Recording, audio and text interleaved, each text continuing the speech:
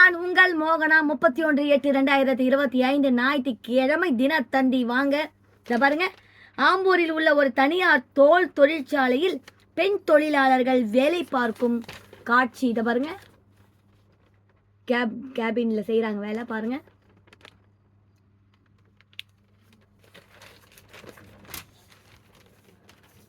Tirupattur August 31. அமெரிக்காவின் வரி விதிப்பால் மிக பெரும் பின்னடைவில் தோல் தொழிற்சாலைகள். லட்சக்கணக்கான பெண்களின் வாழ்வாதாரம் காப்பாற்றப்படுமா? அமெரிக்காவின் வரி விதிப்பால் மிக பெரும் பின்னடைவில் தோல் தொழிற்சாலைகள் சிக்கி தவிக்கின்றன. இதனால் லட்சக்கணக்கான பெண்களின் வாழ்வாதாரம் பாதிக்கப்பட்டுள்ளது. இந்தியாவின் ஏற்றுமதி வர்த்தகத்தில் தோல் மற்றும் தோல் பொருட்கள் முக்கிய இடம் வகிக்கிறது. அந்நிய செலவாணி ஈட்டும் முக்கிய 10 தொழிற்சாலைகளில் தோல் தொழிலும் ஒன்றாகும்.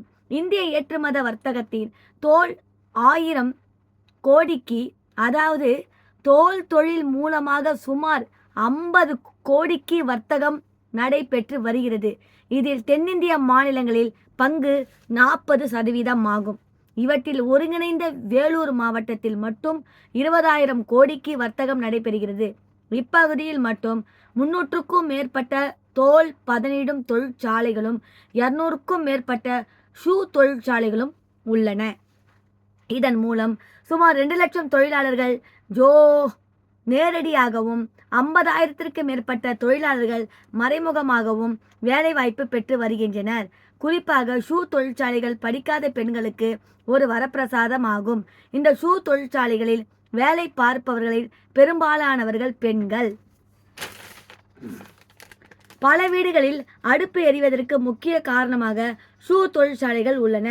இதன் மூலம் வரும் வருமானத்தை வைத்து பெண்கள் தங்களது தேவைகளையும் குடும்பத்தையும் காப்பாற்றி வருகின்றனர். ஆம்பூர், வாணியம்பாடி பகுதிகளில் தயாரிக்கப்படும் தோல் ஷூ பொருட்கள் America, Germany, French, Italy, Hong Kong, Netherlands, Belgium, Spain, Russia, England, Australia, ஐரோப்பிய யூனியன் உள்ளிட்ட பல உலகின் முக்கிய நாடுகளுக்கும் ஏற்றுமதி செய்யப்படுகிறது. குறிப்பாக பெருமளவுக்கு அமெரிக்காவும் ஏற்றுமதி செய்யப்படுகிறது.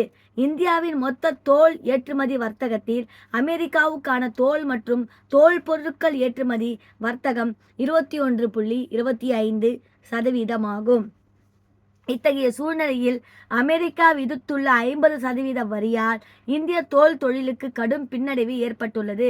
ஏற்கனவே இந்திய தோல் தொழிற்சாலைகளுக்கு வழங்கப்பட்ட அமெரிக்கா நாட்டு ஆர்டர்கள் நிறுத்தப்பட்டுள்ளது. இதனால் வரும் மாதங்களில் தோல் தொழிற்சாலைகள் தங்களுடைய உற்பத்தி பணியை மேற்கொள்வது மிகவும் சந்தேகத்துக்கு உரியதாக உள்ளது.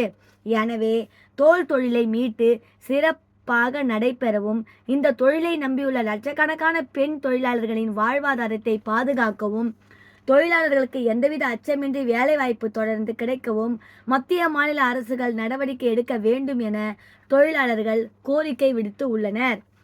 இந்திய ஆயுத ஆடை ஏற்றுமதியில் திருப்பூரின் பங்களிப்பு 68% ஆகும். கடந்த ஆண்டு ரூபாய் 44,747 கோடிக்கு ஆயுத ஆடை ஏற்றுமதி வர்த்தகத்தை திருப்பூர் ஏற்றுமதியாளர்கள் செய்துள்ளனர்.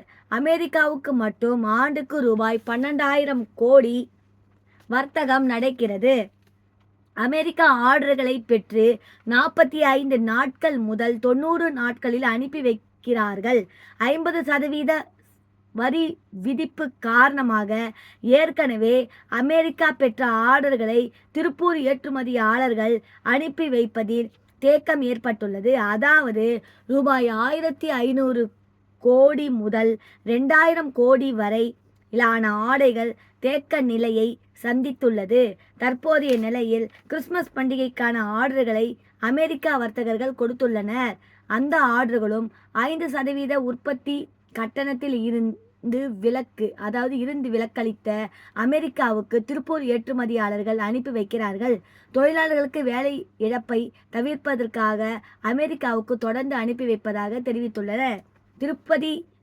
திருப்பூர் ஏற்றுமதியாளர்கள் சங்கம், திருப்பூர் ஏற்றுமதியாளர் மற்றும் உற்பத்தியாளர் சங்கம், தீமா கோவை தென்னிந்திய நூற்பலைகள் சங்கம், ஈரோடு ஜவுளி உற்பத்தியாளர்கள் சங்கம் உள்ளிட்ட ஜவுளி சங்கங்களை ஒருங்கிணைந்து மத்திய நிதி மந்திரி நிர்மலா சீதாராமன் அவர்கள் சந்திக்க முடிவு செய்துள்ளனர்.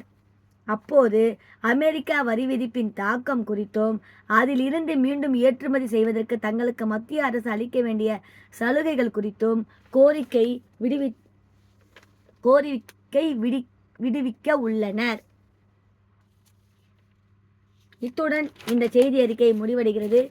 மேலும் வேறொரு செய்தியுடன் நான் உங்களை சந்திக்கும் வரை அதுவரை உங்களிடமிருந்து டாடா பை பை சொல்லி விடைபெறுகிறேன். நன்றி, வணக்கம்.